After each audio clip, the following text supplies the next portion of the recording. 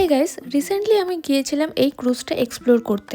আর এই ক্রুজটা এক্সপ্লোর করার জন্য আমরা অনেকটাই লেট হয়ে গিয়েছিলাম। করেছে, পেছনে একজন বকতে বকতে আসছে, আর পুরো পাক্কা 6টা বাজে। জাস্ট মানে কিছু বলার নেই। আমাদের যাওয়ার সময় ছিল, মানে এই ক্রুজটা ছাড়ার সময় হচ্ছে সন্ধ্যে 6টা।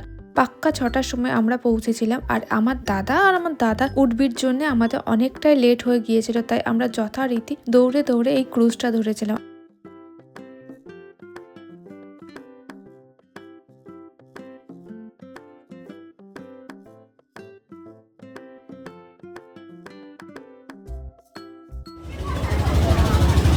আপাতত আমার শুয়ের লেস খুলে গেছে, আমি এটা বাঁধবো।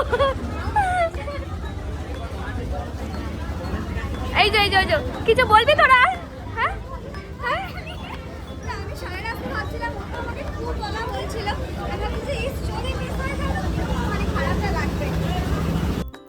তো ফাইনালি আমরা বোটে উঠে গিয়েছিলাম, মানে ক্রুজে উঠে গিয়েছিলাম। আর এর সেকেন্ড ফ্লোরে প্রোগ্রাম চলছিল। সো চলো তোমাদেরকে দেখাই কি প্রোগ্রাম চলছে।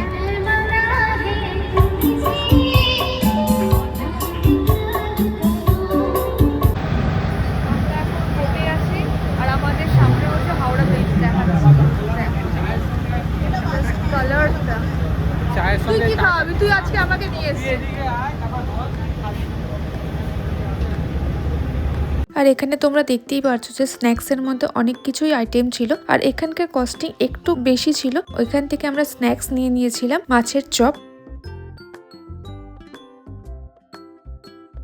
সাথে ছিল হচ্ছে গরম গরম চা, আর তার সাথে হচ্ছে এই হাওড়া ব্রিজে এত সুন্দর ভিউ।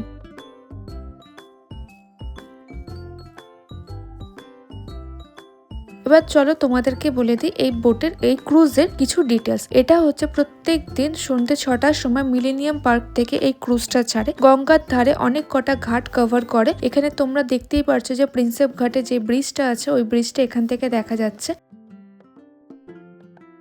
কিছুটা দূর গিয়ে দেখলাম যে একটা ঘাটের মধ্যে সন্ধ্যা আরতি চলছে। তো আর এই ক্রুজটার হচ্ছে প্রাইস হচ্ছে তোমার 190 করে পার পার্সন পড়ে। তো এই হচ্ছে পুরো ডিটেলস। তো আজকের মতন আমাদের ঘোরা কমপ্লিট। আর এখানে পুরো ফাঁকা হয়ে গিয়েছে। আমরা শুধু 3 জনে যাচ্ছি, আর যারা মানে বোটে করে ওই পারে যাবে তারা যাচ্ছে। আর আরেকজন তো মানে মাঝে মাঝে থেমে যাচ্ছে। কি করছিস? তো আজকের মতন ভিডিওটা এইটুকু। আই হোপ তোমাদের ভালো লেগেছে। ভালো লাগলে লাইক, শেয়ার অ্যান্ড সাবস্ক্রাইব। হ্যাঁ, কমেন্টটা কে বলবে? আচ্ছা, কমেন্ট কেউ করে না, লাইকও কেউ করে না, ভিউজটা বাড়লেই হবে, আর একটু সাবস্ক্রাইব করে দেবেন। হ্যাঁ প্লিজ, দয়া করে প্লিজ।